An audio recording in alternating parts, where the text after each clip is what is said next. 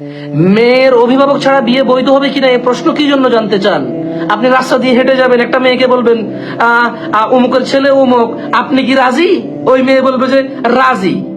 এরকম কিছু রাস্তাঘাটে হেঁটে মেয়েদেরকে কবুল বলে ফেলবা এরকম কিছু নো। তুমি হারাম সম্পর্কের মধ্যে আছো, আর তুমি আল্লাহকে তো পরোয়া করো নাই, আল্লাহর বিধানকে পর্যন্ত তুমি তোমার হারাম কাজের জন্য ইউজ করেছো। তুমি বলো মন ভাঙা মসজিদ ভাঙার সমান। তোমাকে ওই মেয়ে বলে যে শোনো হারাম, আমি যাব না, শোনো হারাম, আমি তোমার সাথে সম্পর্ক রাখতে পারবো না। আমি বক্তব্য শুনেছি জানাকারীর বিভৎস শাস্তি হবে, যা জাহান্নামে ইউনিক শাস্তি হবে জানাবে বিচারের। মেয়ে বলল যে আমি শুনেছি জাহান্নামে জানাকারীর ইউনিক শাস্তি হবে, ওর লজ্জাস্থানের দুর্গন্ধই হবে বাকি অন্যান্য জানাকারীদের শাস্তি। সো ওইটা একটা জাহান্নামের মতো, মানে জাহান্নামে আগুন থাকবে, রক্তপুঞ্জ থাকবে, কাঁটাযুক্ত থাকবে, অনেক কিছু থাকবে। এর মধ্যে আরেকটা শাস্তি থাকবে জাহান্নামীদের জন্য, জানাকারীদের লজ্জাস্থানের দুর্গন্ধে জাহান্নামীরা টিকবে না। That's one another kind of punishment. So আমি তোমার সাথে সম্পর্ক রাখতে পারবো না।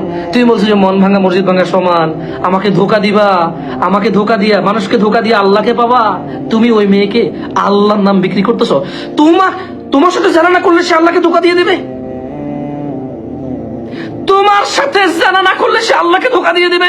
জালেম, এত বড় স্পর্ধা তোর।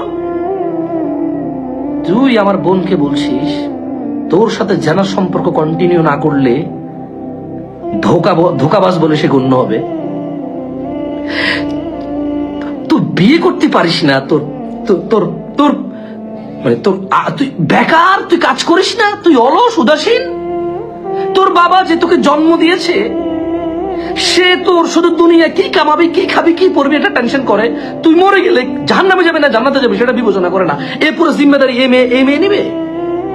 এই মেয়ে জাহান্নামে গিয়ে তোর এই জিম্মেদারি নিবে। তোর যৌবন তুই বিয়ে করতে হবে, তুই কামাই রোজগার করতে হবে। ভাই আমার সরি তুই বলে ফেললাম না, সরি, ভেরি সরি।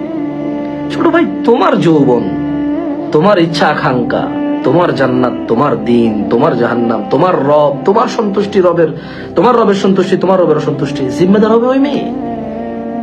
আর বোন, তুমি কেন জানা ব্যভিচারের সম্পর্কে লিপ্ত আমি জানি না। এদেশে তো 16-17 বছর বয়সে এমনি যে মেয়েদের বিয়ে দিয়ে দেয়। এদেশে 18-19 বছর বয়স পর্যন্ত খুব কমই মেয়ে টেকে। আমি বুঝি না তুমি কেন জানার সম্পর্কে যাও। আমি বুঝি না, তোমার বয়স যখন 14-15 বছর তখন থেকে তোমার বিয়ের প্রস্তাব আসা শুরু হয় তোমার বাড়িতে। তোমার বাবা বলে যে আমার আদরের মেয়ে এখনো ক্লাস 7, 8, 9-এ পড়ে, আমি এখন বিয়ে দেবো না, ওকে আর একটু বড় হোক। তুমি কেন জানার সম্পর্কে যাও? ওয়াই? তুমি কেন জানার সম্পর্কে যাও? আমি বুঝি না তোমার জানার সম্পর্কে যাওয়ার কি দরকার আছে।